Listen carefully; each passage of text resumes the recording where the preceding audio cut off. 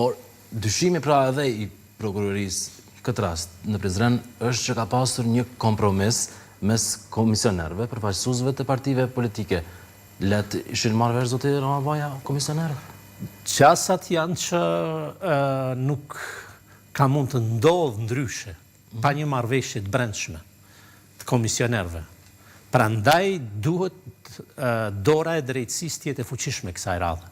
Dhe unë në një emision tjetër e kam përgëzuar kryeprokurorin e Prizrenit për veprimin e tij të shpejtë, Petrit Kryeziun, veprimin e tij të shpejtë, të guximshëm dhe konform ligjit, krejtësisht, në mbrojtje të votës, në mbrojtje të demokracisë, që është e vërteta.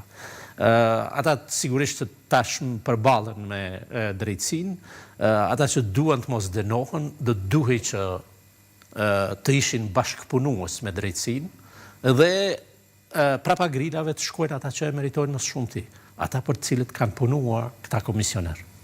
Po, dhe në mesin e tyre të arrestuarve ka edhe familjar pra të kandidatëve për deputet. Për fat keq. Për fat keq. Çfarë duhet ndodh me ata kandidat që disa prej tyre kanë fituar edhe ulsen në kuvendin e Kosovës? Më pakta që ata duhet bëjnë është që t'japin vetë dorëheqje. Ta dorëzojnë mandatin. Ta dorëzojnë mandatin. Ndërkaq drejtësia nuk duhet të përfundoj vetëm me kaq. Ata duhet të thirren në përgjegjësi. Edhe kandidatët. Edhe kandidatët gjithsesi, sepse nuk, natyrisht nëse argumentohen faktet se gjykata nuk mund veproj pa fakte. Kjo është e qartë. Prova, dëshmi, nëse verifikohen, ata duhet të përgjigjen. Duket si një skemë organizuar, apo jo, zoti Rama Baja? Për diçka të tillë është përfolur gjatë kohën në Kosovë. Dhe që është të vërteta, partitë politike, kur nuk kanë demokraci të brendshme, nuk mund të kompenzohet mungesa e demokracisë brendshme të partitë politike në institucionet e Republikës, se bartës të këtyre veprimeve janë pikërisht komisionerët që dërgohen prej partive politike. Pra, ata instruktohen që të veprojnë në dobi të X-it apo Y-it. Dhe që të mos vuajnë burg kot, unë i sugjeroj që ata të flasin.